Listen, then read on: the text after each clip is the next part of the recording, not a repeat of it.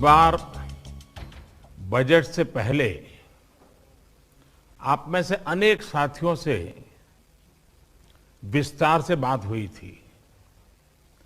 इस बजट ने भारत को फिर से हाई ग्रोथ ट्रेजेक्टरी पर ले जाने के लिए स्पष्ट रोडमैप सामने रखा है।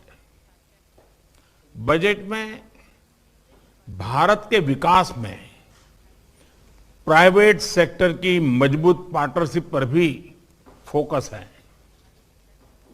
बजट में पब्लिक प्राइवेट भागीदारी के स्कोप और टारगेट्स को क्लैरिटी के साथ सामने रखा गया है। डिसइन्वेस्टमेंट और एसेट मोनेटाइजेशन इसका एक अहम पहलू है। साथियों, जब देश में पब्लिक सेक्टर एंटरप्राइज शुरू किए गए थे तो समय अलग था और देश की जरूरतें भी अलग थी।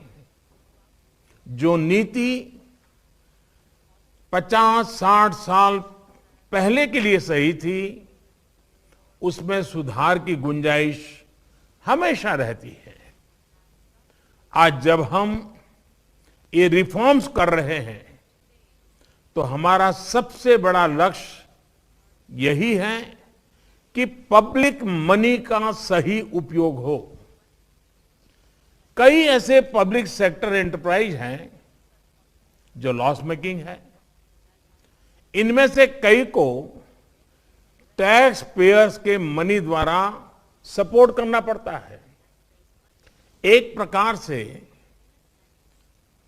जो गरीब के हक का है, एस्पिरेशन से भरे युवाओं के हक का है, उन पैसों को इन एंटरप्राइज के कामों में लगाना पड़ता है और इस कारण अर्थव्यवस्था पर भी बहुत प्रकार का बोझ पड़ता है। पब्लिक सेक्टर एंटरप्राइज को सिर्फ इसलिए ही नहीं चलाते रहना चाहिए क्योंकि वो इतने वर्षों से चल रहे हैं, किसी के पेट प्रोजेक्ट रहे हैं। पब्लिक सेक्टर एंटरप्राइज किसी विशेष सेक्टर की जरूरत को पूरा कर रहे हो, किसी स्ट्रैटेजिक इंपॉर्टेंस से जुड़े हो तो मैं इस बात समझ सकता हूं और उसकी आवश्यकता भी समझ सकता हूं। सरकार का ये दायित्व है कि वो देश के एंटरप्राइज को, बिजनेस को पूरा समर्थन दे, लेकिन सरकार खुद एंटरप्राइज चलाएं, उसकी मालिक बनी रहे। आज के युग में न ये आवश्यक है न ये संभव रहा है। इसलिए मैं कहता हूं, government has no business to be in business. सरकार का फोकस लोगों के वेलफेयर और विकास से जुड़ी परियोजनाओं पर ही रहना चाहिए। परियोजनाओं पर ही रहना चाहिए। ज्यादा से ज्यादा सरकार का शक्ति, संसाधन, सामर्थ्य कल्याण काम के लिए लगने चाहिए। वहीं सरकार जब बिजनेस करने लगती है तो बहुत तरीके से नुकसान भी होता है। निर्णय प्रक्रिया में सरकार के सामने कई बंधन होते हैं। सरकार में कॉमर्शियल निर्णय लेने का साहस का अभाव होता है। हर एक को भांति भांति के आरोप और कोर्ट कचहरी का भी डर रहता है और इस कारण एक सोच रहती है कि जो चल रहा है उसे चलने दो, मेरा तो दायित्व बहुत लिमिटेड टाइम का है, मेरे बाद जो आएगा वो देखेगा। इसलिए ये फैसला लेता ही नहीं है, जो ऐसा चलता है चलने देता है। ऐसी सोच के साथ बिजनेस नहीं हो सकता। आप भी भली भांति जानते हैं। इसका एक और पक्ष यह है कि जब सरकार बिजनेस करने लगती है तो उसके रिसोर्सेज का दायरा सिमट जाता है। सरकार के पास बेहतरीन अफसरों की कमी नहीं होती, लेकिन उनकी ट्रेनिंग मूलतः शासन व्यवस्थाओं को चलाना, नीति निर्धारण नियमों का पालन कराना, जन कल्याण के कार्यों पर बल देने के, उनके लिए आवश्यक नीतियों के निर्माण, और इन बातों में उनकी ट्रेनिंग भी हुई होती है और इसमें उनकी महारत भी होती है, क्योंकि जीवन के लंबे अरसे तक लोगों के बीच इस प्रकार के काम करते करते वो आगे आए हैं।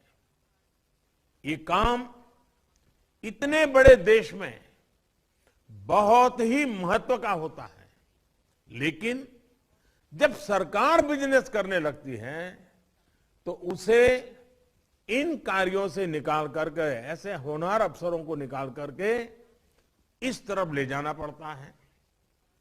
एक प्रकार से हम उसके टैलेंट के साथ अन्याय करते हैं, उस पब्लिक सेक्टर एंटरप्राइज के साथ अन्याय करते हैं।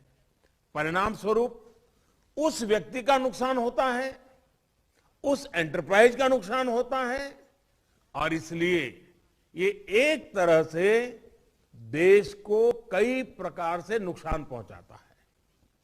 हमारी सरकार का प्रयास लोगों के जीवन स्तर को सुधारने के साथ ही लोगों के जीवन में सरकार के बेवजह के दखल को भी कम करना है। यानी जीवन में ना सरकार का अभाव हो, ना सरकार का प्रभाव हो। साथियों, आज देश में सरकार के नियंत्रण में बहुत सारे अंडर यूटिलाइज और अनयूटिलाइज एसेट्स हैं। इसी सोच के साथ हमने नेशनल एसेट मोनेटाइजेशन पाइपलाइन की घोषणा की है। ऑयल हो, गैस, पोर्ट, एयरपोर्ट, पावर, ऐसे करीब 100 एसेट्स को मोनेटाइज करने का लक्ष्य हमने रखा है। इनमें 2.5 ट्रिलियन रुपए के इन्वेस्टमेंट के अवसर मिलने का अनुमान है, और मैं ये भी कहूंगा कि ये प्रक्रिया आगे भी जारी रहेगी। सरकार जिस मंत्र को लेकर आगे बढ़ रही है वो है मॉनेटाइज और मॉडर्नाइज। जो निर्णय अब लिए गए हैं, जिस लक्ष्यों की तरफ देश बढ़ रहा है, उन लक्ष्यों की प्राप्ति पूरे प्राइवेट सेक्टर पर भरोसा और बढ़ाएगी।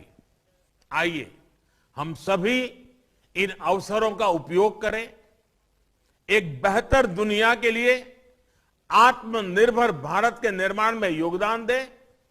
और इतनी बड़ी तादाद में आज आप इस संवाद में शामिल हुए हैं, इसलिए मैं आपका हृदय से आभार व्यक्त करता हूं। आपके पास गहरा अनुभव है, देश और दुनिया का अनुभव है। आपके उत्तम सुझाव हम लोगों को इन चीजों को तेज गति से आगे बढ़ाने में बहुत मदद करेंगे। मेरा आपसे आग्रह रहेगा, बजट में जो बातें आ चुकी है, सरकार ने जो नीति निर्धारित की है, जिन बातों को मैंने आज उल्लेख करने का प्रयास किया है, मुझे आपकी भी मदद चाहिए तत्काल तेज गति से इंप्लीमेंट करने का रोड मैप बनाने में। मुझे विश्वास है कि आप सबका अनुभव, आपका ज्ञान, आपका सामर्थ्य भारत की इस आशा अपेक्षा दोनों मिलकर के एक नई दुनिया निर्माण करने की ताकत पैदा करते हैं। मैं फिर एक बार आप सबका स्वागत करता हूं, आपके सुझावों का इंतजार करता हूं। बहुत बहुत धन्यवाद। PSA लाइव न्यूज से मैं हूं आपके साथ संपादक अशोक कुमार झा।